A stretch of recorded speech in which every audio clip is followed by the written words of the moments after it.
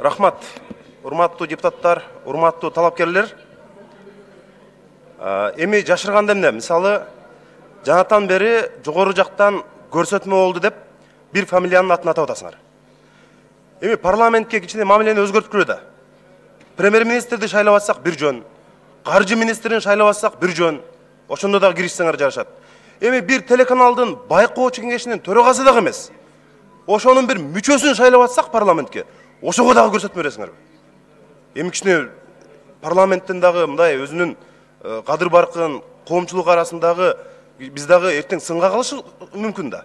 Азыр эле бир адамды өткөрдүңөр, эң көп добуш алган адамды эмес, эми кайра башка адамды шайлап койсок, биз кандай болобуз? Анысы да күндө сынга кабылып атабыз.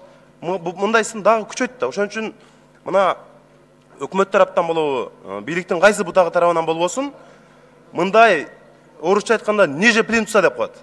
Байкоочу кеңештин бир мүчөсү эмнени өзгөртө алат? Ал чыркырап күрөшүшү мүмкүн, коомдук пикир жаратышы мүмкүн. Бирок экономиканы же саясий нукту буруп сала албайт да. Бирок ошого дагы киришип атсаңар, бул шерменде да эми, койгула да эми, парламенттин депутаттарын мынчалык мазактабай каласыздар. Ошон үчүн азыр келип баланчаны шайлап кой деген көрсөтмө же көрсөтүү болбосун. Эгерде бирөө азыр ушул жерден келип айтса, азыр трибунага чыгып айтабыз.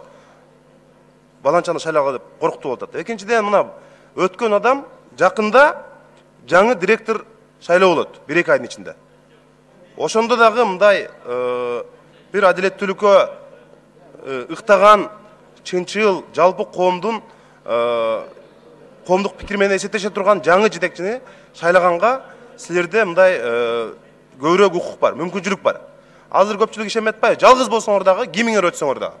Ошол жакта чындык үчүн, адилеттүүлүк үчүн күрөштү уланта бериш керек. Башында силердин үстүңөрдөн күлүшү мүмкүн, кийин эсептешет, бир күнү жеңилип берет. Ошон үчүн барыңарга ишиңерге ийгилик.